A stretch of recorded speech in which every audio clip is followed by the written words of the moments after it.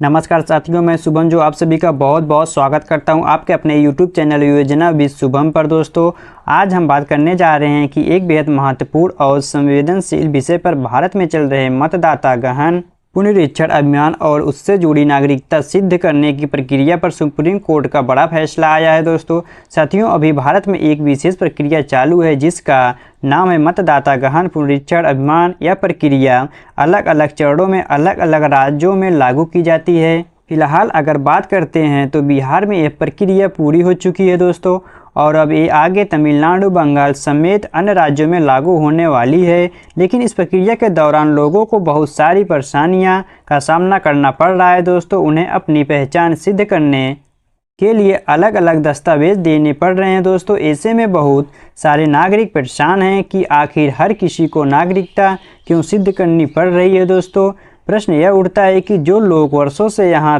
रह रहे हैं, जिन्हें वोट देने का अधिकार मिला है, जिन्होंने सरकार को चुना है, उन्हें आज अपनी नागरिकता क्यों साबित करनी पड़ रही है। दोस्तों असल में परेशानी तो उनके लिए होनी चाहिए जो घुस बैठी हैं, जो अवैध रूप से दूसरे देशों से भारत में आकर बसे हैं। तो आज के इस वीडियो में हम आपको बताएंगे कौन कौन से लोग हैं जिन्हें अपनी नागरिकता सिद्ध करने की ज़रूरत नहीं है, और अगर किसी को करनी पड़ रही हो तो कौन कौन से दस्तावेज ज़रूरी हैं। तो वीडियो को आखिर तक ज़रूर देखिएगा, क्योंकि ये जानकारी आपके भविष्य को सुरक्षित रखने में मददगार साबित हो सकता है दोस्तों। और हाँ, अगर आप चैनल पर नए हो तो चैनल को ज़रूर सब्सक्राइब कर लीजिए और वीडियो को लाइक और शेयर करना मत भूलिएगा दोस्तों। साथियों, जब 2019 में नागरिकता संशोधन अधिनियम आया था तब पूरे देश में विरोध प्रदर्शन शुरू हो गया था। सरकार ने तब कहा था कि यह कानून सिर्फ पाकिस्तान, बांग्लादेश और अफगानिस्तान से आए हैं, कुछ विशेष धर्मों के शरणार्थियों पर लागू होगा। इन धर्मों में हिंदू, सिख, बौद्ध, जैन, ईसाई और फारसी शामिल थे। लेकिन ध्यान दीजिए, इससे मुसलमान धर्म का कोई उल्लेख नहीं था। यहीं से विवाद शुरू हुआ है दोस्तों। सरकार ने उस समय कहा था कि जो लोग भारत में आज़ादी से पहले से रह रहे हैं या भारत के नागरिक हैं, उन्हें परेशान नहीं किया जाएगा। लेकिन अब स्थिति बदलती दिख रही है दोस्तों। अब हर किसी से दस्तावेज मांगे जा रहे हैं। लोग परेशान हैं क्योंकि उन्हें वोटर कार्ड, आधार कार्ड, राशन कार्ड सब कुछ दिखाने के बावजूद भी अपनी नागरिकता सिद्ध करनी पड़ रही है दोस्तों।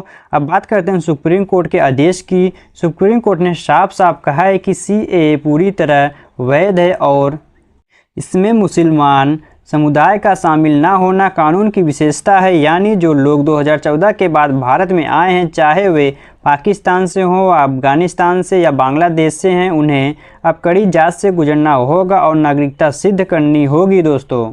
अब सवाल यह है कि अगर आप भारत के मुस्लिम नागरिक हैं और 2014 से पहले से रह रहे हैं तो भी क्या आपको परेशान होना पड़ेगा? तो जवाब नहीं है, अगर आपके पास सही दस्तावेज हैं। सुप्रीम कोर्ट ने यह भी कहा है कि इस प्रक्रिया को हल्के में ना लें। अगर आप अपने दस्तावेज तैयार नहीं किए हैं तो अभी से कर लीजिएगा।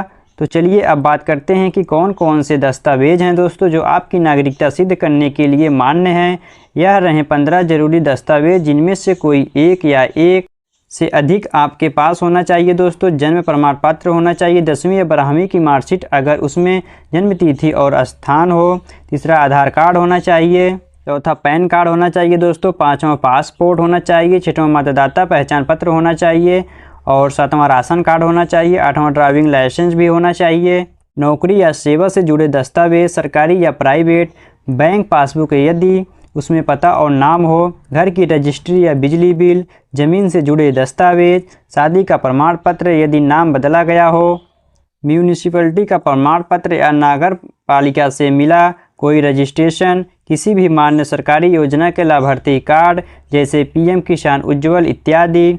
अगर इन दस्तावेज में से आपके पास कोई एक भी है तो अभी से उसे संभाल कर रखिए और उसके कापी भी तैयार कर लीजिएगा दोस्तों। साथियों में प्रक्रिया पूरे देश में लागू की जाएगी, इसलिए यह मत सोचिए कि अगर आपके राज्य में अभी नहीं हुआ है तो आप इससे बचे रहेंगे। बिहार इसका ताज़ा उदाहरण है और अब तमिलनाडु और बंगाल की बारी है। धीरे धीरे हर राज्य से यह प्रक्रिया गुजरेगी दोस्तों। आपने देखा होगा कि असम में एनआरसी के दौरान करीब 200 करोड़ खर्च हुए हैं। लाखों लोग इसमें फंसे हैं। कई ऐसे लोग जो सेना में थे, शिक्षक थे, सरकारी कर्मचारी थे, उन्हें बाहर कर दिया गया है। ऐसे में चिंता करना बिल्कुल वाजिब है।